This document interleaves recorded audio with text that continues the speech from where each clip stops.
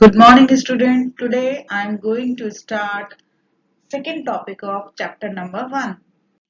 And the second topic is positive and normative economics. Positive economics, it deals with economic issues related to past, present or future. It deals with such economic situations which can be studied by using facts and figures.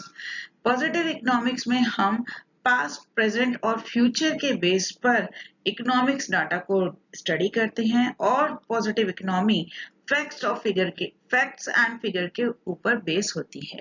यहाँ पे मैं आपको एक example देती हूँ। Suppose past in the sense कि India की population कितनी थी, प्रेजेंट इंडिया की पॉपुलेशन कितनी है और फ्यूचर इन द सेंस कि भविष्य में भारत की पॉपुलेशन कितनी होगी। यह बात हम फैक्ट्स और फिगर के बेस पर प्रूफ कर सकते हैं। किसमें?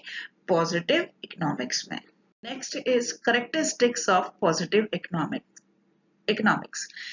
First one, these statements are based on facts and figures related to past, present और future.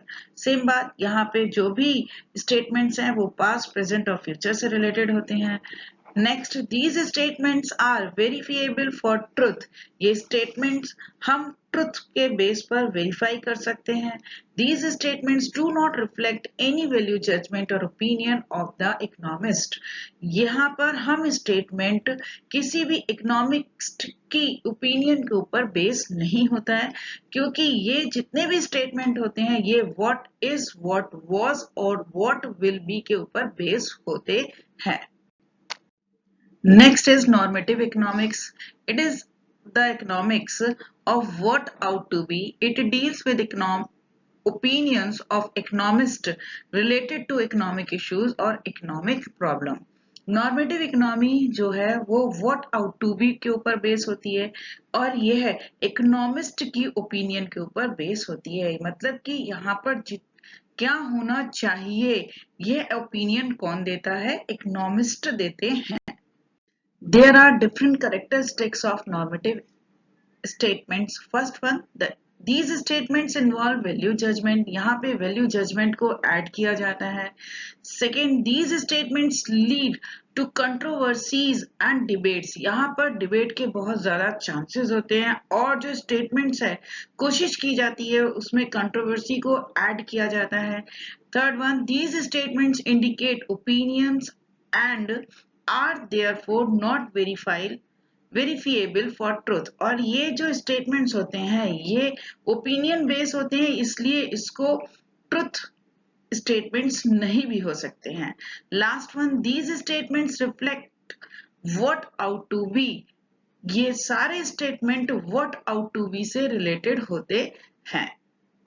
Student, this is a chart of the positive and normative economics differences, and this chart is only for your help. Topic third is what is an economy? Economy is a system by which people of an area earn their living. Earn their living in the sense कि economy वह area है जहां पर लोग अपने जीवन जीने के लिए इकोनॉमिक एक्टिविटीज करते हैं। और इकोनॉमिक एक्टिविटीज किस तरह की होती हैं? Teachers go to the school, the doctors go to the hospitals and the farmers go to their fields and the industrialist go to their industries. these activities are under the economy. Fourth topic है हमारा nature and level of economy. The system includes two basic elements: nature of economic activities performed by the people, that is related to agriculture activities. Second one, level of economic activities performed by the people, that show the high level production activity by the people. और student अब हम लोग आ पहुंचे हैं इस chapter के last topic पर, और लास्ट टॉपिक है हमारा टाइप्स ऑफ इकोनॉमीज. इकोनॉमीज जो है वो हमारी 3 टाइप्स की होती हैं. There are 3 types of economies. Number 1 centrally planned economy, number 2 market economy, number 3 mixed economy. Students, जैसे कि इसका नाम है centrally planned economy. Centrally planned economy in the sense कि ये वह इकोनॉमी होती है जिसे हम प्लान करके बनाते हैं, यानी कि यहाँ पर कितना प्रोडक्शन करना है, कितना कंजम्पशन करना है, कितना इन्वेस्टमेंट करना है और इसके साथ साथ कितना हमें एक्सचेंज करना है, ये सब प्लान्ड होता है। ये सब कंट्रोल किया जाता है। कौन कंट्रोल करती है? गवर्नमेंट, उस कंट्री की गवर्नमेंट इसको कंट्रोल करती है, इसीलिए इसका नाम सेंट्रली प्लान्ड इकोनॉमी है। सेकेंड पॉइंट है the consumer is not sovereign. Consumer is not sovereign in the sense कि यहाँ पे कंज्यूमर सॉवरेजन नहीं होता है। क्यों सॉवरेजन नहीं होता है बच्चों? इसलिए सॉवरेजन नहीं होता है क्योंकि बेसिकली इसका जो टास्क होता है वो सोशल वेलफेयर होता है, यानी कि किसी एक कंज्यूमर को लेकर के ये अपना वर्क या अपना प्रोडक्शन नहीं करती है। ये सोशल वेलफेयर को ध्यान में रखकर करती है कि सभी ग्रुप, रिच हो पुअर हो, सभी सोसाइटी के सभी लोगों के लिए गुड्स का प्रोडक्शन किया जाए। जो सेंट्रली प्लान्ड इकोनॉमी है ये किसके द्वारा कंट्रोल की जाती है? ये गवर्नमेंट के द्वारा कंट्रोल की जाती है। और जितने भी डिसीजन होते हैं वो कौन लेती है? गवर्नमेंट लेती है। क्या गुड्स प्रोड्यूस किए जाने हैं और उन गुड्स का मार्केट में क्या क्या प्राइस होगा, ये सभी काम कौन फिक्स करता है? गवर्नमेंट फिक्स करती है। इसको हम पब्लिक सेक्टर इकोनॉमी भी कहते हैं और इसके साथ साथ इसका दूसरा जो नाम है वो क्या नाम है?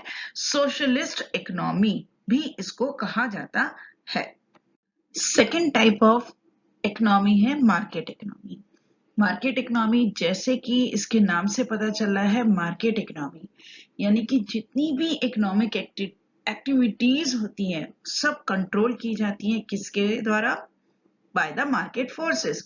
ये मार्केट फोर्सेस क्या चीज है? मार्केट प्रॉफिट फोर्सेस का मतलब होता है यहाँ पे प्रोड्यूसर जितने भी गुड्स की मार्केट में डिमांड होती है उन्हीं गुड्स का प्रोडक्शन करता है, क्योंकि ये किसके ऊपर बेस होती है? प्रॉफिट मैक्सिमाइजेशन के ऊपर बेस होती है।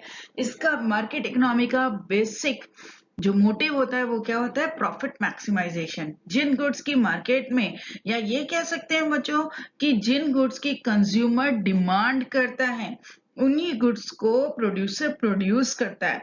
Such type of economy is known as a market economy. So here one more important topic is that the consumer is sovereign. Consumer क्या होता है? यहाँ पे sovereign होता है। क्यों sovereign होता है? अभी मैंने आपको बताया कि मार्केट फोर्स के बेस के ऊपर मार्केट इकोनॉमी डिपेंड करती है, यानी कि जिन गुड्स की मार्केट में डिमांड होती है प्रोड्यूसर उन्हीं गुड्स को प्रोड्यूस करता है। क्यों प्रोड्यूसर उन्हीं गुड्स को प्रोड्यूस करता है बच्चों? इसलिए प्रोड्यूस करता है क्योंकि प्रोड्यूसर का जो बेसिकली टारगेट होता है वो क्या होता है? Profit maximisation, so that the consumer is sovereign. Last one, it is also known as a capitalist और फ्री इकोनॉमी। क्यों मार्केट इकोनॉमी को कैपिटलिस्ट और फ्री इकोनॉमी कहा जाता है? क्योंकि प्रॉफिट मैक्सिमाइजेशन, कैपिटलिस्ट बेसिकली क्या सोचते हैं? प्रॉफिट ज्यादा से ज्यादा कमाया जा सके। और फ्री इकोनॉमी होती है मार्केट फोर्स के बेस पर यहाँ पे गुड्स का प्रोडक्शन किया जाता है। One more important thing is that students, private sector dominates economic activities under the market economy. Private sector dominate करता है किसको? मार्केट इकोनॉमी को। अंडरस्टैंड?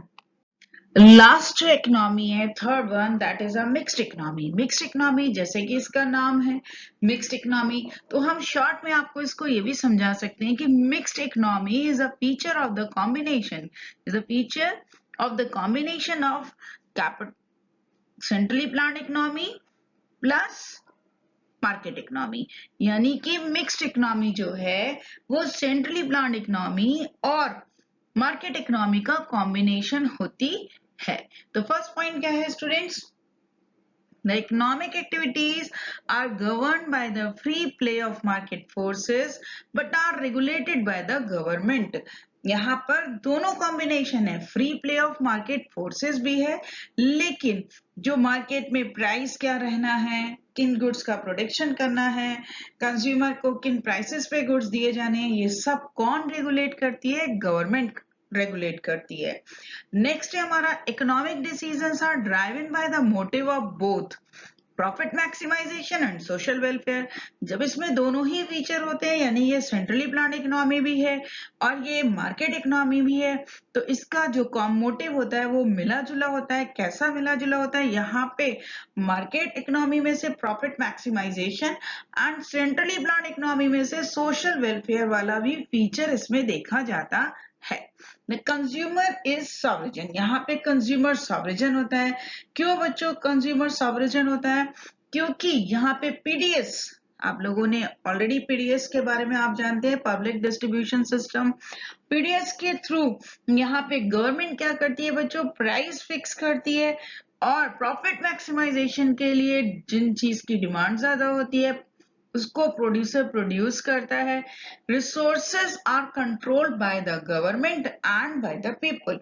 यहाँ पर जितने भी रिसोर्सेज है वो गवर्नमेंट के कंट्रोल करती है गवर्नमेंट, और पीपल भी उनको कंट्रोल करती है। इसलिए हम लास्ट में ये कह सकते हैं कि public and private sector dominate the economic activities. At last, I am giving you some questions, and students, you all do these questions on classwork notebook.